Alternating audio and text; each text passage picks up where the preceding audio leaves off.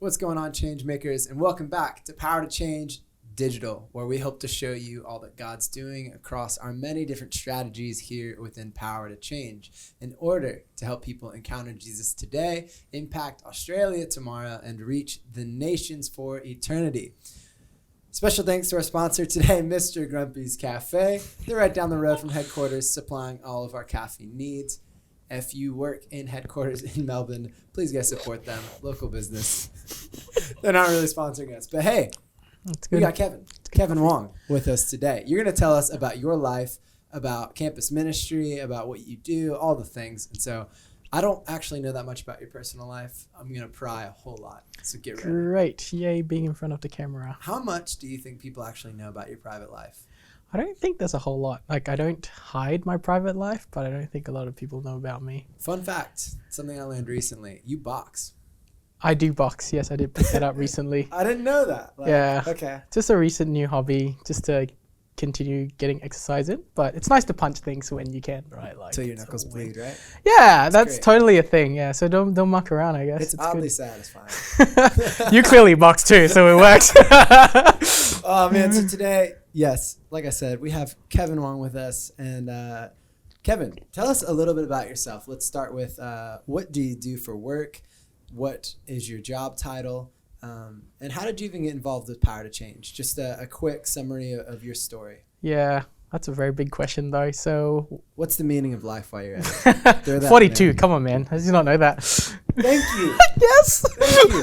If you didn't get that joke, I don't know where you've lived your entire existence. Yeah, start reading. Start reading, get cultured. Yeah, so Kevin. Yeah, a bit about myself. So I'm Kevin, obviously. I spent majority of my adult life here in Australia, but I migrated from Malaysia when I was 16. So it's a bit of that. And fun fact is I am American. So I was born in America, moved to Malaysia, and ended this year. Wait. Yeah, what? there we go. Oklahoma City. There we go. That's where I was born. Seriously? Yeah. Oh. So I've just got my US passport and all those things. It's a thing. Yeah. So I don't think a lot of people know that, but there we go. So you're American, Malaysian, Australian. Yep. I'm all of it and above. So I've got lots of citizenship, I should say. Person of the world. And you have passports to all of those? Australia and America. Okay. Malaysia is a bit like, I don't know where that stands or what's happening there. So yeah, but pretty much grew up here. I don't think anybody knows this, but I actually graduated with a bachelor's of biomedical science. So like, there we go. Another, you don't know that, do you? So a science major. Wait, you're telling me you didn't study? Nope, not commerce, not engineering, ministry? I didn't study campus ministry either. I didn't know that was an option. But yeah, so I did that. You studied in school? What? Yeah, we're actually trained. Who knew? So I did that, did my bachelor's, finished that up. And then I got involved through actually mid-year conference like many years ago, a few years back. And that was sort of a bit eye-opening. I thought Power to Change was a bit like a weird group of people that were like superly passionate for Jesus, but I was like, I didn't think I would have that kind of like guts to like go and tell everyone about Jesus either. It wasn't I want to go and be a gospel sharing person, but I knew that full-time ministry was something that God called me to, so I knew that I was going to teach the word and do those things with people. So that was like, I got involved and I was like, okay, this is interesting. I'm getting a bunch of skills. This is exciting. Can bring it back to church and work as a pastor or whatever, youth leader and things like that. But then God was just like, nope, being a missionary is where it's at. You're going to join them. And I was like, what, Jesus? No, that's not the plan. What do you mean I have to support Raise? It's like, I don't want to do that. But God's like, nope, this is it. And yeah, since I've joined, it's been like 8 years now. Been going, haven't looked back a few times, but pretty happy with how God has continued in this journey and continually put people around to spur me on. Yeah. 8 years. 8 years. How old are you? I'm old. Not that old. I'm 29 this year, so in a few months, I turn 29. Birthday. Thanks, man. Yeah, I appreciate that. How far into school were you when you kind of felt God's calling on your life to go into the mission field? Specifically into the mission field? I guess with Power to Change. With Power to Change? Yeah. That was actually end of my first year. Okay. Yeah, so first year of university, I did NYC, thank God for Brian, who called me up and I couldn't say no on the phone because I still haven't learned how to say no yet. And so, and so he was like, want to catch up? I was like, okay, random person who called me who I haven't met. And just continued in that catching up. And I went to summer project that year. That was where I think God just started that conversation, start knocking on the door. It's like, you actually do well talking to people about Jesus, even though you don't really know a lot about it. Like, you know, you love getting alongside people and getting discipled and discipling others. Like, this is actually a thing, and there is a huge need on campus. Like, you know, a lot of my friends were asking big questions and not getting the level of, I guess, answers that they were looking for necessarily. You know, like, you've got big voices like, come party and go clubbing with us or do all these things with us. And like, there wasn't enough, I feel like there wasn't enough pulling people towards the Jesus end. Like, it's like, hey, continue in this. This is the logical understanding, apologetics of our faith, and our faith isn't unreasonable. It makes sense. There's all these other parts in our faith. Like, there's like this whole world that you've never explored before. And so I felt like there wasn't a loud enough voice in that space. And so when God's like, this is actually an option for you to help young Christians, like, dig deep in their roots and grow as much as they can before they go into the workplace where you get thrown a lot of money if you start working full time and you don't know what to do with your time and you don't have time to look at Jesus. Teaching them those disciplines, basic disciplines, spiritual disciplines in your life makes a huge difference. And so I think those were little things that was, you know, in my mind in first year saying, hey, do this. Like, I was like, okay. And then, yeah, from there, it's just like, what does it look like? How should this go? How should I go about it? Because med was on the field, like, you know, was like, Kev, study medicine, right? Asian parents, it's a thing. And I was just like, maybe. And then when God's like, do this, I was like, but what about medicine? And then, you know, it was a big wrestle between that and conversation with family about like, I'm actually going to walk away from academically being the best or whatever and all these things and turning towards a simple life of, you know, walking alongside people and pointing them towards Jesus. And it was good. Yeah, we got there. Yeah, right. Yeah. So where'd you go to school? I went to Monash, so I'm actually serving at Monash as well. Mater. Yeah. All about Monash right now. Yep. You're all about Monash. So that's a big culture there, right? Of like, I feel like Melbourne Uni might be very similar in that regard. Just very academically driven. Lots of engineers, right? Engineers and medicine and that kind of thing. So that's a tough place to be with, trying to show students, hey, like, by the way, your career is not your identity. Yeah. Shocker, but here you go. Yeah. Yeah, that's okay. So what happened between that? So you graduated and you wanted to join staff. Yeah. I'm assuming you raised support. Yeah. Got in all that jazz. Why Monash? I think because I was already discipling a bunch of guys at Monash. So in my mind, it just made sense for me to go back to a place where I could hit the ground running. Nothing against going to a new campus and learning in like serving in a different campus. I feel like there are developments there as well. Like, I think it's helpful to go and learn and see how other people work in different campuses. But I just felt like, yeah, there was like Monash was home in that sense. And, it just made sense to go there. I think at that time when I first joined, Monash was also a really small team. Like, we had not a lot of missionaries, and so it was just like, hey, come join this team so that we can build a movement. And it just grew, like, just like got crazy. I know you guys have one of the biggest movements. We do have Australia, one of the biggest movements in Australia. Yeah, That's it's crazy. It's a lot of fun. How many students do you have? Currently, not off the top of my head, I would reckon about 100, 120, give or take. Like, that's ridiculous. In the conversations and the catching ups and all the little fringes and stuff who are still there. So that's wild. It's a lot of fun. So you've been serving there the whole time.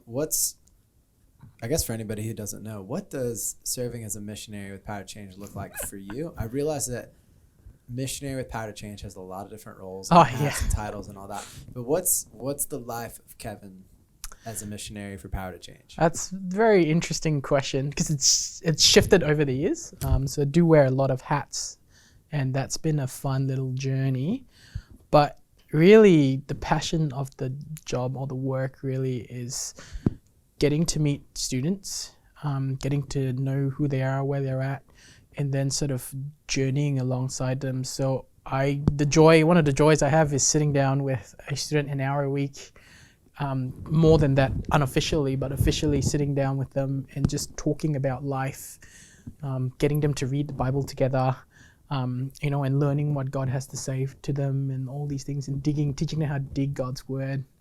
And then, just doing that, right? And then helping them to learn to go up to people and talk to people about Jesus, to be comfortable in their faith, to be comfortable with, not being afraid of Jesus, even in class. Like, I remembered I used to wrestle with that idea of like, oh my gosh, like, talk to someone about Jesus, Kev. And I'm like, I don't want to talk to people about Jesus. I didn't even want to tell people that I was in Power to Change, like, like a Christian group.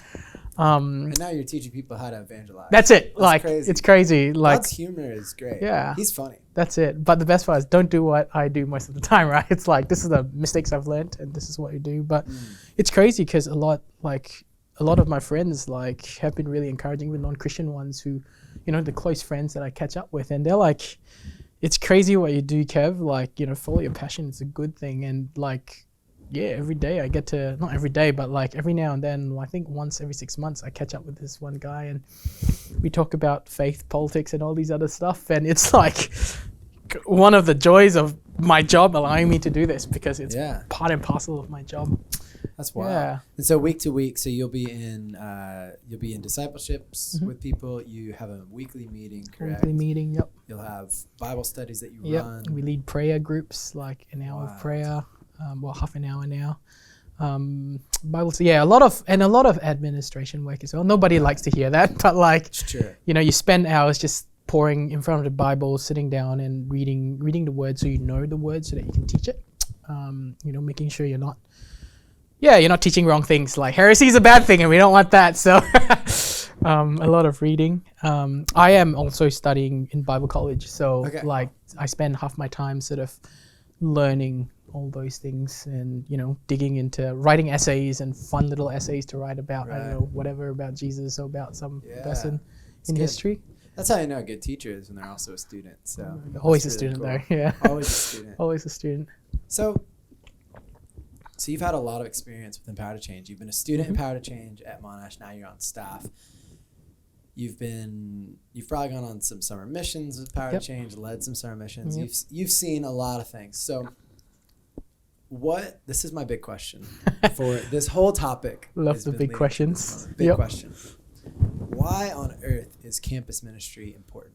Yeah. In general. That's a good question. Why reach university students? Why should people even see that and be like, hey, let's send missionaries there. Let's be invested in the campus, into the movement. And obviously, all of us who are on staff with Power to Change, your crew globally, obviously have a heart for campus ministry and for university students. But I want to hear, from your perspective, why does it matter? Why is it important? Especially even in Melbourne, let's say our context. Melbourne. I felt like you were going to say crew when you said Power to Change. You're like, no, Power to Change. Yeah, it's like they've trained me to just say Power to Change all the time now. Okay. So you still catch yourself live before. For anybody who doesn't know, I was in crew in the States and started working here, and it took a bit. It was a bit of a switch to get used to saying Power to Change. And then I went home to raise support again, and I had to keep saying crew. Yeah. And in my brain, it's almost like they're two different entities. It's funny. It's not, right? But it feels like it though sometimes. But anyway, why campus ministry? This happens especially. Why do this ministry? I think that's why I love just chatting, right? It's the best part. Why do this ministry? I think it is. University is a place where I think a lot of people are at that age where there's an openness to ideas, an openness to learning and understanding what's going on with life. And so people that at that age, especially when they come into university, there is an openness about them. And so they're willing to lay their beliefs on the table and see what's going on there. And I feel like, it's one of those opportunities where we're like, there is truth in this. There's reason in this. Why don't you consider this belief, this Christian belief? I feel like, in fact, nowadays, kids get younger and younger where they're more open to wanting to understand, looking into apologetics for their faith.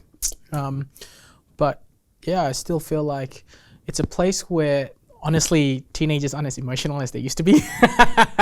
Right? It's like you're not trying to talk to brats or, people going through rebellious phase. Nothing against youth, but like, it's just hard work. And I feel like they're asking questions, but, at the same time, they have ADHD and they're not really paying attention. But at university, they're starting to become adults. Like, some of them actually move out, live alone and live outside and stuff. So they're learning all these responsibilities, and their perspective in life is shifting. And so I feel like university is just a prime space where you can go, hey, let's walk alongside you in this. Let's help you figure all these things out as well. And like I said, there is that openness with most university students. It's fun when, they are also learning how to be their own person, but balancing that with but my mum and dad are still like, responsible over me. So how does that dynamic between me being an adult and my parents sort of deal with that? And that's actually a fun conversation. We actually try and talk with students and work through that. It's not easy, and there is no formula, but I think it's an ongoing journey, because I remember when I did that with my parents, and it wasn't easy, but it's a both end. You need to recognize that, but your parents need to recognize that as well. And at university, it's one of those places where you can, you have that room to do that. Nobody's there telling you what to do, right? You have freedom to choose and make choices. There are consequences.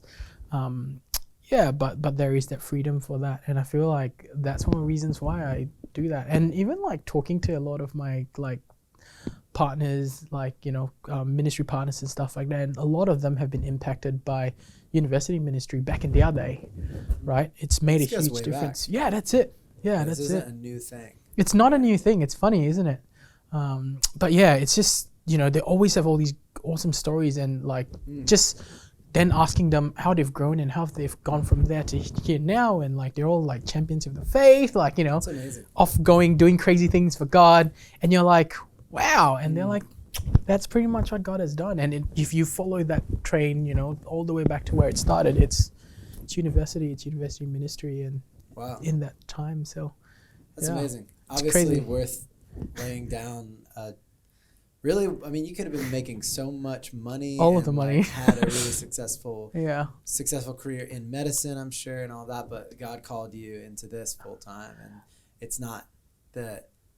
Yeah, it's not that you couldn't have served Jesus as in medicine. No, yeah. But it's really cool to hear you answer the call of God on your life as, hey, actually, I want you to be doing this full time. Yeah. On the campus, on the ground. Yeah. And it's cool, especially to see kind of what you're hitting at there. It's on the university campus, I feel like the focus is newness, what new things can I learn, what new things. But I think what's cool about university ministry is in the environment of constantly new stimulation, we need ancient truth. That's it. Not new truth. They're find your own. Find, we need ancient things. That's it. Ancient That's truths. Because truth doesn't really change, does it? Exactly. It's if it's true, it's the environment's going to change. Our technology is going to change. Yep. We're going to grow.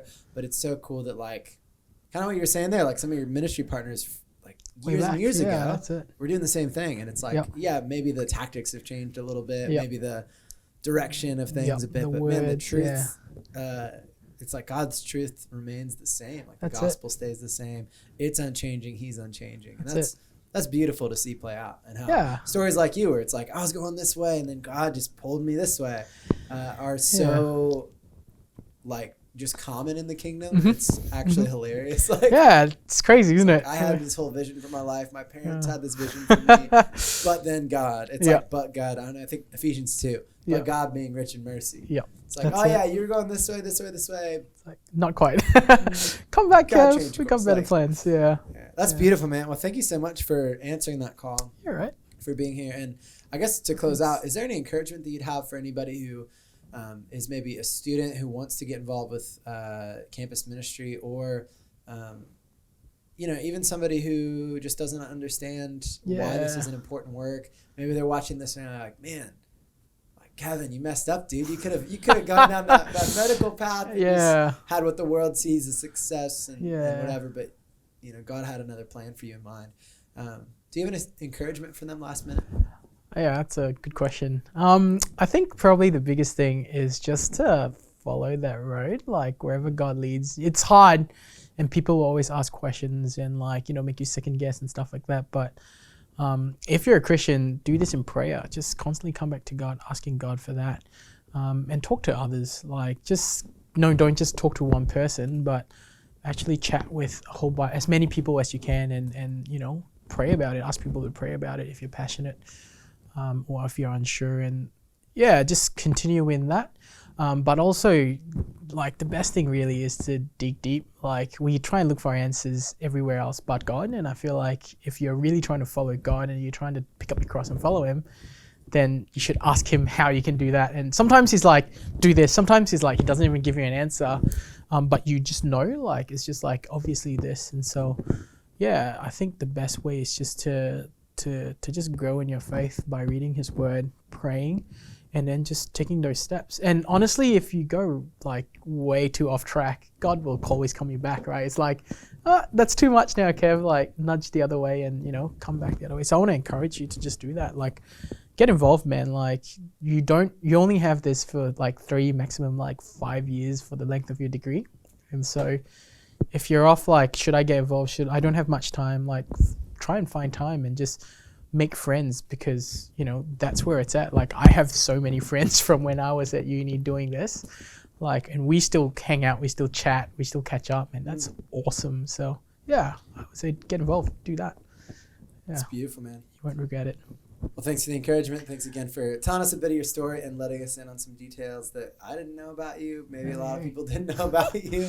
You're like the what's that Dos Equis guy, the most interesting man in the world. Do you guys have those commercials here? No, Guess that's just the States thing. probably a States thing. Go I'll have to ahead, get go into on it. YouTube Link and it, look up yeah. Dos Equis. Dos Equis. Commercials, and they're Okay. really funny. Just the most interesting man in the world. Yeah, okay. Anyway, thank you so much for being No here. worries, man. Really appreciate you. I'm just gonna pray for you real quick, and then we'll close out. Sure, thanks. All right, God, we just thank you so much for Kevin. Thank you that you have called him into this position that he's in right now at Monash. God, we thank you for the work that you're doing in him and through him. God, to rescue people unto yourself, to help people encounter you, Jesus. That through Kevin and through the work at Monash, you are helping people encounter you. You are impacting Australia, and you are sending out laborers into the world. So God, we thank you that you have called Kevin to be one of those laborers here in Melbourne. So God, we just pray for anybody watching this video right now, Lord, that you would just give them a real burden for the Great Commission in whatever sphere you have called them, whether that's in medicine, Lord, or whether that's to go into the mission field, or Lord, just to be a light within their family, to raise their family in light of you and in your gospel, Lord. So we just thank you so much for that. Thank you for Kevin. Thank you for the work that you're doing. In Christ's name we pray. Amen. Amen. Thanks again, man. Sweet. Thank you. Yeet.